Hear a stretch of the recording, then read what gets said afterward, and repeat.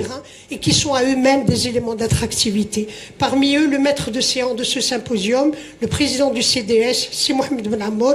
La parole est au maître de séance, Si Mohamed Ben Amour.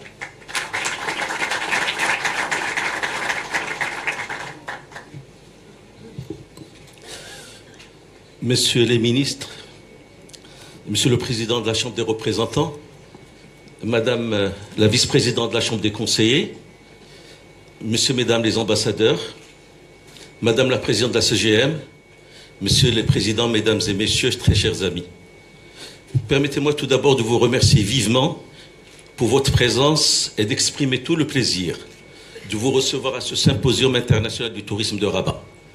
Cette rencontre conçue et organisée par le CDS en partenariat avec la CGM s'inscrit dans le droit fil de nos activités. Un grand merci à vous tous, à toutes les personnalités présentes, aux intervenants, ainsi qu'à tous les participants à cette rencontre. Ce symposium est une nouvelle contribution du CDS au débat sur les enjeux nationaux. Comme vous le savez, le CDS, en sa qualité de think tank indépendant et militant, voué à la réflexion et à la réforme, constitue une force de proposition à travers des programmes et des mesures opérationnelles pour favoriser l'émergence d'un modèle de développement inclusif au Maroc.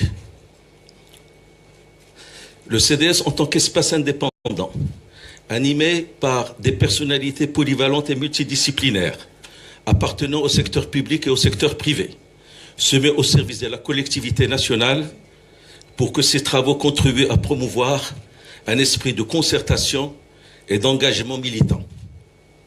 Le CDS défend et promeut ces valeurs en organisant diverses manifestations, dont des symposiums, des forums et des débats avec des personnalités marocaines et étrangères. Il s'astreint à apporter des réponses opérationnelles et originales aux problèmes et thèmes dont il s'empare. À titre d'exemple, quelques-unes des manifestations organisées par le CDS illustrant ces différentes activités ayant fait l'objet d'études et de recommandations. Vie nouvelle, vie nouvelle.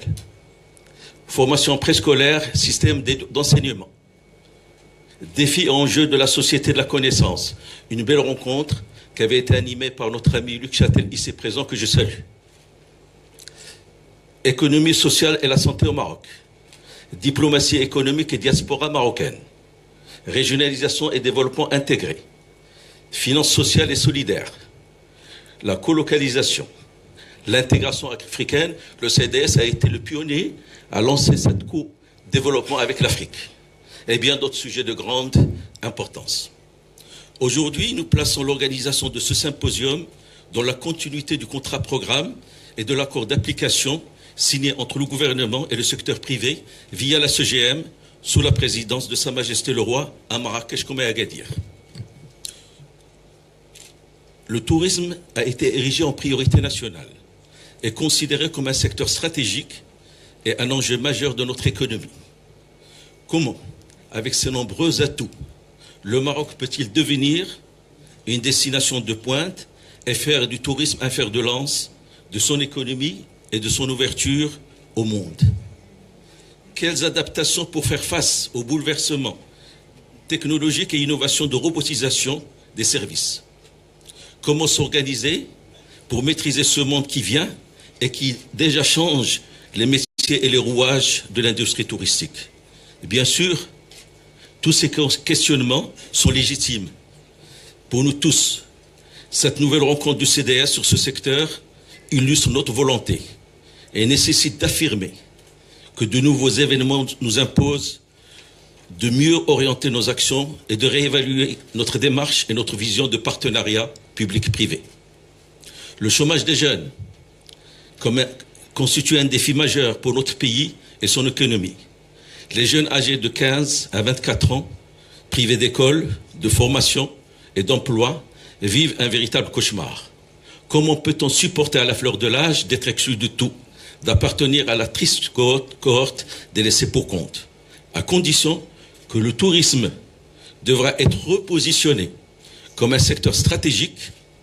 Il pourrait être, à nos yeux, une des réponses rapides, efficaces et rentables des maux sociaux de notre pays, comme à la réussite de sa politique de régionalisation avancée.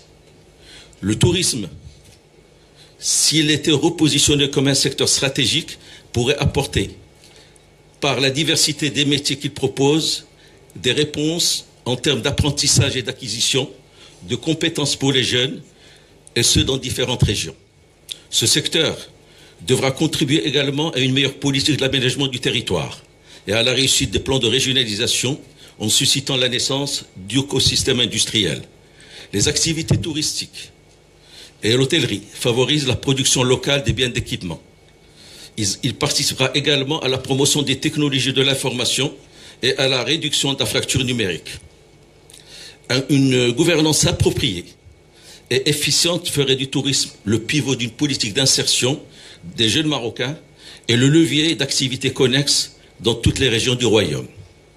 Nous savons tous qu'un pays, un secteur ne peuvent progresser que s'ils se donnent le temps du débat. C'est là un marqueur de vitalité démocratique. Les membres du CDS ont décidé, à partir de cette rencontre et celles qui suivront, d'ouvrir le débat sur ce secteur clé de notre économie. Comme vous le savez, cette dernière décennie, stratégie, rapports, études, évaluations, analyses des politiques de promotion, propositions se sont succédées. Ils ont valorisé des succès, mais aussi souligné des défaillances et retards en termes de réalisation. La liste des dysfonctionnements est révélatrice d'une gouvernance particulièrement éclatée, entre nombreuses instances de concertation et de décision, de chevauchement de programmes, parfois des visions et des périmètres. Les organismes et outils sont multiples, mais la mutualisation des moyens et des énergies n'est pas assez au rendez-vous, et j'en passe. Sur le manque de lisibilité de la politique publique du secteur qui en est la conséquence. Le diagnostic sont connus et souvent partagés. Je ne reviendrai pas. Ce qui est proposé à notre réflexion, et ce dans un contexte difficile, c'est une série d'interrogations dont le nouvel environnement d'insécurité mondiale, surtout en Méditerranée, met en péril différentes destinations, et en particulier celle de notre région, constitue un tournant et nous impose-t-il de changer nos paradigmes. Le Maroc peut-il devenir une destination de choix et faire du tourisme un fer de lance de son économie et de son ouverture au monde et sa diversité? Avec quelle stratégie aérienne?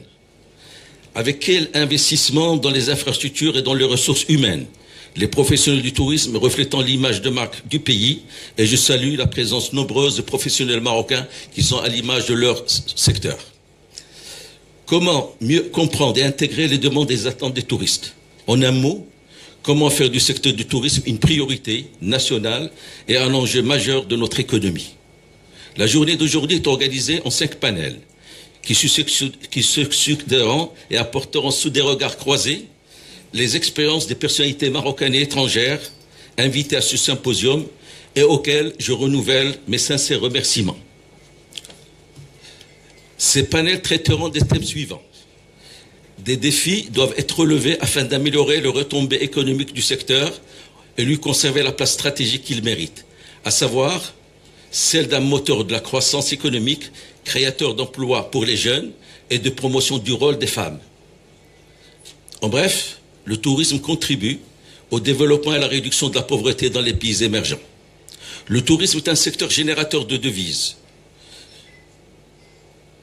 et contribue à l'équilibre à la balance des paiements avec l'entrée et la mise en œuvre de la politique de flexibilité d'échange. Et je salue la présence parmi nous du directeur de l'Office d'échange et le directeur général de la Banque centrale. Une dynamique de qualité dans l'offre de formation professionnelle, rapide, compétitive, adaptée aux besoins des activités du secteur au niveau national et régional. Les nouvelles technologies et la digitalisation en tant que facteur essentiel pour impulser une révolution numérique et de nouveaux modèles de croissance au niveau régional et national. Il s'agit d'une véritable démarche créative qui souscrit aux nouvelles données de la concurrence ainsi qu'aux exigences des nouvelles tendances. L'environnement et le développement durable, la promotion du tourisme plus durable constitue un engagement de l'Organisation mondiale du tourisme et consacre une volonté de transformer le tourisme mondial par la promotion volontariste d'une série de bonnes pratiques d'une gouvernance adéquate. Le tourisme durable ne se préoccupe pas uniquement d'écologie, mais aussi d'économie et de la société. Le tourisme doit bénéficier aux populations locales, ruraux, par la création d'activités rémunératrices pour lutter contre la pauvreté et juguler l'exode rural. Le tourisme, deuxième axe, face aux enjeux de la régionalisation et de l'aménagement du territoire. Le tourisme est un réel enjeu pour le développement local et régional. Dans le cadre de la politique d'aménagement du territoire, le tourisme devrait se situer au cœur de l'action publique. L'interaction entre le tourisme et l'aménagement du territoire, amélioration de la desserte aérienne et accroissement de l'attractivité des territoires touristiques. Nous pourrions avoir les plus belles régions du monde, mais si ces régions ne sont pas accessibles, elles ne seront pas visitées. L'importance de travailler sur les niches, d'animer le patrimoine, de distinguer l'excellence, d'améliorer la qualité de l'accueil et conforter le tourisme haut de gamme. Il s'agit pour le pays de se distinguer et de se renouveler. Le troisième axe, le tourisme face aux enjeux de la mise en œuvre. Activités touristiques et influences internationales sont étroitement liées. Le tourisme est un élément du soft power des nations. Il s'agit d'une affaire de mobilisation des synergies en termes de réflexion et de réalisation innovante dans le cadre de la professionnalisation. Il s'agit de mettre également en synergie les professionnels du tourisme, les collectivités locales et les élus, les associations. Cette co-construction permettra ainsi l'appropriation de la vision par la population et l'ensemble des acteurs. Le tourisme devrait se situer au cœur de l'action publique et une préoccupation pour le gouvernement. Le ministère devient alors des secteurs acteurs du tourisme, une véritable interministérialité du tourisme. Le tourisme est une activité transversale concernant tous les secteurs. Il s'agit de faire participer tous les acteurs, pouvoirs publics, structures privées, associations militantes et administrations locales au fonctionnement des projets sur le terrain, car le tourisme constitue un réel enjeu national. Dans ce discours du 30 juillet 2017, Sa Majesté le Roi a livré plusieurs messages forts et a réitéré à plusieurs reprises que le progrès doit concerner toutes les régions du Maroc. Je cite. « Ce à quoi nous nous attachons dans toutes les régions du Maroc, c'est à impulser concrètement ta nouvelle marche. Elle ambitionne la réalisation du développement humain et social, l'égalité et la justice sociale au profit de tous les Marocains. Pour nous, en effet, il est inconcevable que ce progrès ne soit pas commun à l'ensemble des régions de notre pays, sans exclusive. » Fin de citation. Le tourisme est justement un formidable outil d'aménagement du territoire et notre territoire de Tanger à La Guira est riche de ses activités, de ses paysages, de son patrimoine, de sa culture, de sa gastronomie.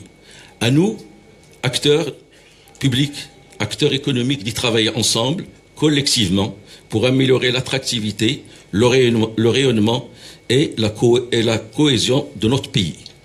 Avant de terminer ce mot d'introduction, je souhaite rendre un hommage appuyé à une personnalité de premier plan, qui, par sa compétence et son militantisme, son charisme et son sens du devoir, a su hisser le secteur privé et le monde entrepreneurial à un niveau de responsabilité et de partenariat à un niveau de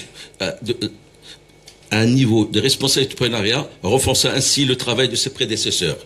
J'ai nommé Madame Myriam Ben Salah Chkoun, présidente dans la CGM, dont le mandat s'achève dans quelques semaines, en lui exprimant au nom du CDS toutes nos félicitations pour le parcours merveilleux accompli et en lui souhaitant une continuelle réussite dans ses projets d'avenir comme dans ses réalisations.